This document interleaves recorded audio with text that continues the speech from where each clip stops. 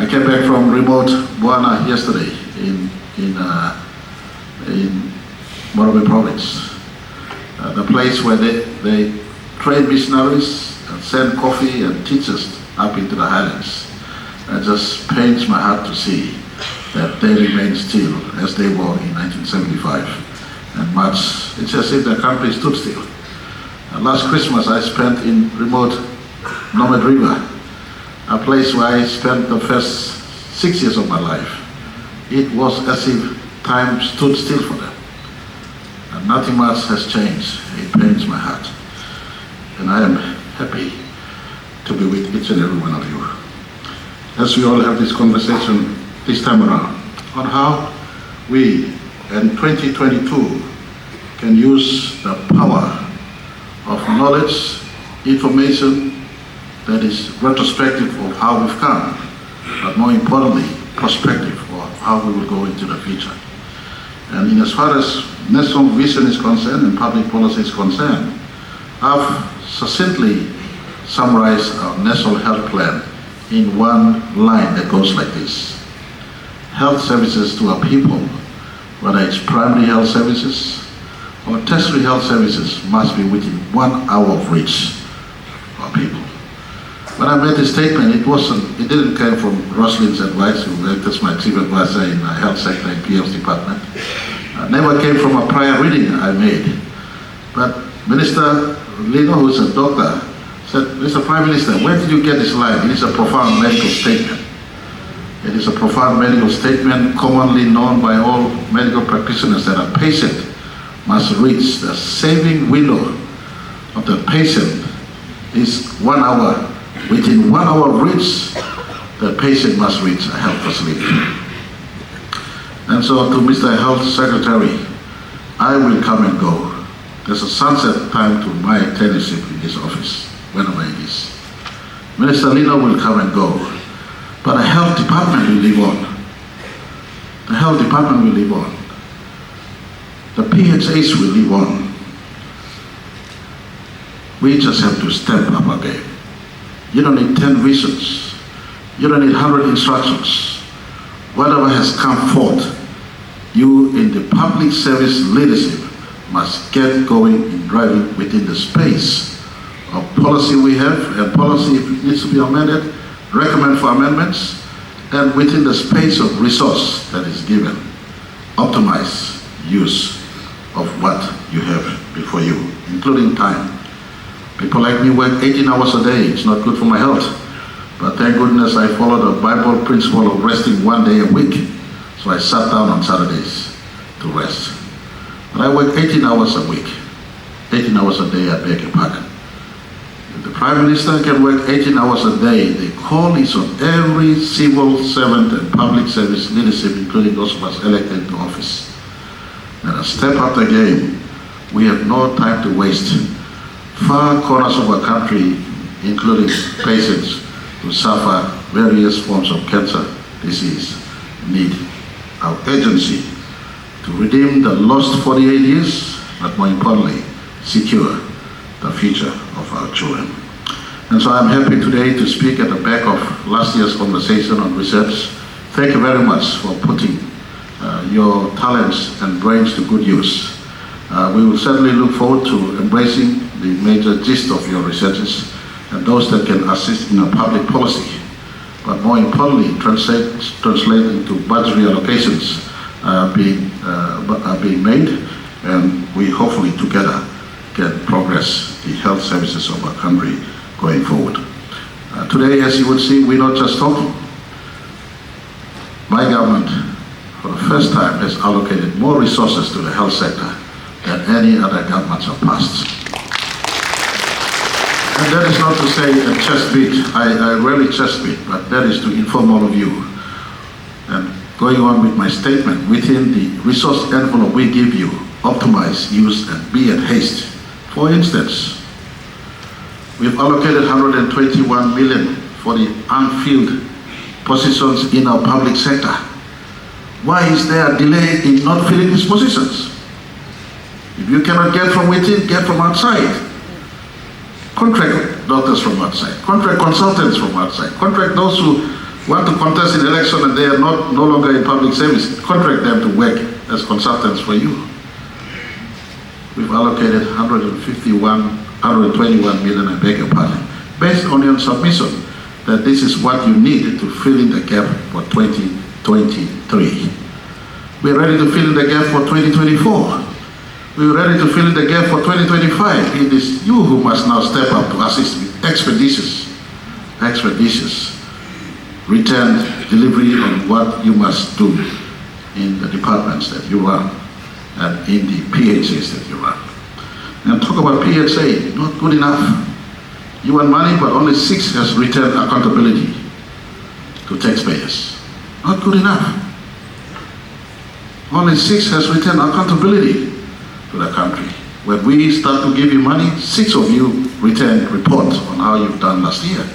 The rest, guess what? We've amended law to ensure accountability steps up. Accountability steps up. I talk a lot, but I follow through on my conversations. I am redeeming time. I'm not here wasting time. We're stitching the entire jigsaw puzzle of our country. It's been stitching together. And in the next 7 years, by the time we come out of this decade into 2030, I may not be around, but the results will be seen at that time. And for the health sector, you hold our people's life in your hands. And if it is resource, I will give you the resource within this fiscal space we have. And in that fiscal space, you do to the best within the resource we give you. And don't waste time. And I just want to ask the PHAs, you have the autonomous function. You have the autonomy of function, including planning, including budget deliverables. What you must do, you must do. Because you run basically all basic healthcare in our provinces. For the specialist hospitals, including cancer, Dr. Molomo, I just want to thank your leadership. Thank you very much at the Port Moresby. It may not be many, but we're getting there. One of my first visits as Prime Minister in 2019 was to visit Port Moresby General Hospital in the heart facilities, to be exact. I did it out of personal interest. Knowing very much and saying, the lifestyle I live, I may be a patient one day. So I had a personal interest. Serving as Prime Minister, I don't want to be medevaced elsewhere. Just when my countrymen and countrywomen are dying, it's unfair me and unfair them for me to medevac elsewhere. So it is in my interest to make sure that the heart facility is stepped up. Today, 3 years on, we're almost there. 4 years on, we're almost there. And I want to thank, please, forgive me, I forgot your name, but the Vietnamese doctor, and Dr. Boko and Dr. Noah. God bless all of you. Thank you for serving. Thank you for serving. The angiogram facility is world class. We're now waiting on theater and we want to go at full speed from diagnostic to care with no operation to possible operations. Full steam, 100%. So we are not exporting medical patients, but hopefully in time we are importing medical patients also instead of Philippines, Australia, and Singapore. Sorry, Dr. Chow. I got my lesser cousins in Pacific to take care of, and we also mindful of the needs also in the Pacific. And so we want to work that space. In the cancer facility, we've invested close to 100 million kina now. And I've lost mothers. I have mothers now in patients also. Those who relate to me and relate to me by my work, they write to my office. Stacks up that they need to go to Philippines, Singapore. I don't want them to go to Philippines, Singapore. Money is limited. I'd rather them come here. And so we are being expeditious. The close to 100 million kina sourced from within and outside. I want to thank OSAID. I want to thank all our development aid partners. I want to thank Kumul Petroleum, Kumul Mining, and all our state-owned enterprises who, under government's direction, chip in so that we bypass the tedious, cumbersome procurement process that we have in place. And so I just want to thank everyone who's had a hand in both the heart specialists as well as the cancer hospital. It will be my greatest joy to see that facility in Pomjet open up, and we want Anga also to move into this space. So we have anchorage of cancer in both Port Moresby for the south side and Ley for the north side. so they can take care of our mothers, our people who are exposed to the cancer travesty. And this is the work we're doing. I just want to ask all of us to show an agency. I want to conclude today. I give you my full support for the sense of agency that we have today for our country. COVID-19 exposed the nakedness we were in as a country in respect to our health facilities and capacity to deliver. And some things may not be hard infrastructure. We've embarked on also soft facets of health sector.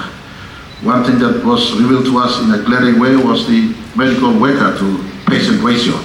Population in 2023 is over 12 million. Population in 1975 was under 4 million. Population has been growing above 3%. Economy has been growing below 3%. That is why Minister for Health gave you conscience that within what is given, work to the best of your ability. We don't have everything to cover, but we will give you the best we can going forward also. And so we want all of you to work, utilize ICT. In my concluding remarks, last year I talked about research. This year I want to talk about ICT as I conclude. Utilize ICT for research, utilize ICT for service, and utilize ICT for teaching. Talking about teaching, we have now put 50 million kin aside for medical university. Cancer has been around for the last 47 years. Professor Tevrani, you might correct me, but I don't think any government has ever given that sort of money to medical school setup. That is to address the fact that we need to train more doctors and medical workers. And we've also embarked not just on the expansion up at the top, we have reformed the high school system, so the best of grade 10 in science and maths are funneled into a specific STEM program, and we are now ready to pick the best. Last year we harvested the best of science students. Some of them have been dispatched already to USA.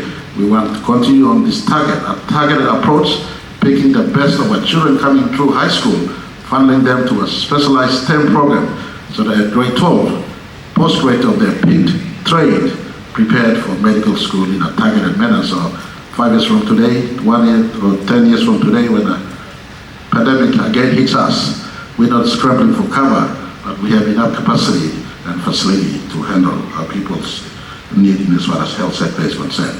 So I conclude, utilize ICT for research, utilize ICT for service, utilize ICT for teaching. We have leapfrogged technology that is absent from a life story that is absent from technology. In 48 years today, we are living in an ICT world. Whilst there are many downsides that we are targeting to eliminate the downsides, we'll be optimizing using the upsides of ICT. I want to conclude, utilize ICT. Lastly but not the least, thank you for allowing Mrs. Marape to be part of your program. It really warms my heart that she's your patron. And I apologize for her not being part of you. I'm used to working long hours and traveling odd hours. Unfortunately, she's not used, and she kept me company in the last week. We were traveling between 3 time zones. And she's recovering, but tonight she'll be with you for the farewell occasion tonight. God bless each and every one of you. Keep on working. Keep on working for our country. Professor Chow and the rest who come from outside are here to assist. But it is really us, Papua New Guineans. There is no one else there. You are in that position. Step up, get going, work 18 hours a day, like doctors out there do. If doctors do 18 hours a day like me, those of us in offices, step up, let's assist them to better.